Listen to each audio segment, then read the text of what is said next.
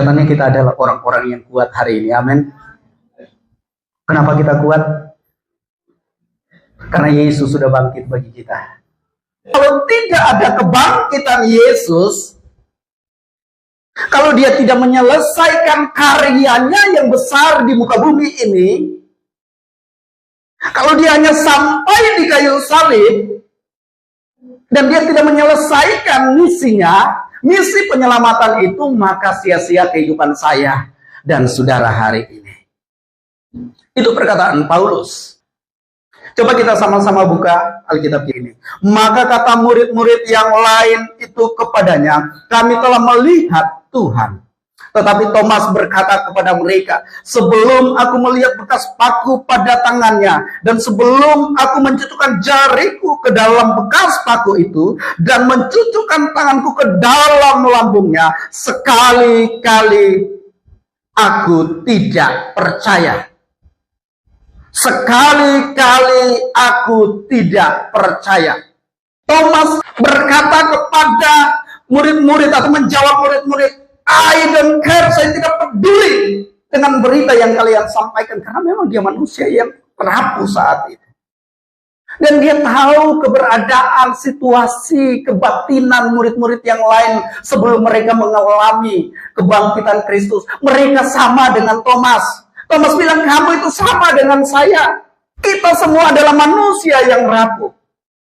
Tadi Thomas berkata, saya tidak peduli akan berita itu sebelum saya mengalaminya sendiri. Dan tiba-tiba 8 hari kemudian ketika mereka berkumpul dengan keadaan yang sama, Yesus menyatakan diri kepada mereka.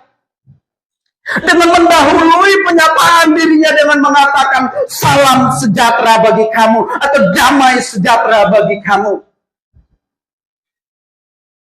Setelah itu dia pergi untuk mendekat kepada Thomas dan berkata, Thomas, ini tangan saya yang masih mempunyai bekas lubang paku itu. Dia mengangkat bajunya dan dia mengatakan, Thomas, lihat lambung saya ini, cucukkanlah jarimu. Jangan sampai detik ini pula engkau tidak percaya, karena engkau telah mengalaminya sendiri. Ketika perkataan ini sampai kepada saudara hari ini, dan Yesus berkata, jika ada yang masih hidup dalam keraguan hari ini, jika ada yang hidup di dalam keraguan hari ini, dia datang kepada saya dan mengatakan, Sarif, ini tangan saya yang masih berbekas paku, cucukkanlah tanganmu. Kemudian mungkin dia mengangkat jubahnya dan berkata, Sarif, cucukkanlah jarimu di bekas tombak di lambung saya ini. Jangan sampai engkau tidak percaya lagi. Disitulah ada pengakuan yang jujur kami manusia yang rapuh tadi, dari Thomas yang rapuh tadi. Dia mengatakan, Tuhanku engkau dan engkau adalah Allahku. Pengakuan manusia yang rapuh tadi ketika mengalami sebuah perjumpaan secara pribadi dengan kebangkitan Yesus itu, dia menjadi manusia yang mengakui secara utuh, secara sempurna siapa Yesus. Melihat pengalaman hidup Thomas yang berjumpa dengan Yesus yang hidup itu. Tadinya mungkin dia sangat terkenal dengan murid yang ragu-ragu. Yesus bisa berkata, berbahagialah orang yang tidak melihat namun percaya. Berbahagialah orang yang tidak mengalami tapi percaya. Tapi kalau kita mau melihat kehidupan Thomas, kenapa dia begitu kuat? Sehingga dalam catatan sejarah bahwa Thomas mati di India sana dengan cara dia ditombak ketika dia sedang berdoa. Kenapa dia mau jauh sampai ke India sana memberitakan Injil? Kenapa sampai dia rela untuk mengorbankan bahkan dirinya? Dia tidak takut dengan keadaan yang ada di luar sana. Kenapa dia tidak takut dengan bahaya yang ada di luar sana? Kenapa dia tidak takut lagi dengan maut yang ada di luar sana? Karena kenapa? Dari pengalaman inilah dia menjadi manusia tadi yang rapuh itu diubahkan oleh Yesus menjadi manusia yang kuat. Sehingga dari pengalamannya ini dia mengalami Yesus yang hidup.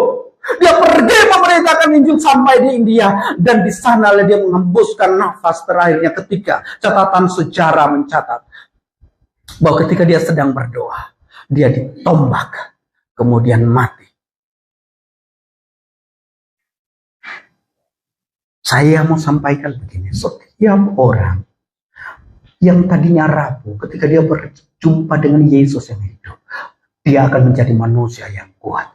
Dia tidak akan takut lagi menghadapi kehidupan yang ada di depannya, apapun resikonya itu. Dia akan diubahkan oleh Tuhan menjadi manusia yang kuat. Tapi satu hal, berita yang saya mau sampaikan hari ini, saya tahu, saya mengerti kerapuhan kita. Saya mengerti apa yang terjadi di dalam hidup kita. Ada orang tua yang rela meninggalkan anak-anaknya. Ada suami yang rela meninggalkan istri dan anak-anaknya. Ada istri yang rela meninggalkan keluarganya untuk coba mempertahankan kehidupan mereka, untuk bisa mereka bertahan hidup. Saya hanya mau menyampaikan satu berita penting hari ini. Saya tidak bisa menjamin keadaan saudara akan baik-baik saja. Tapi yang saya jamin,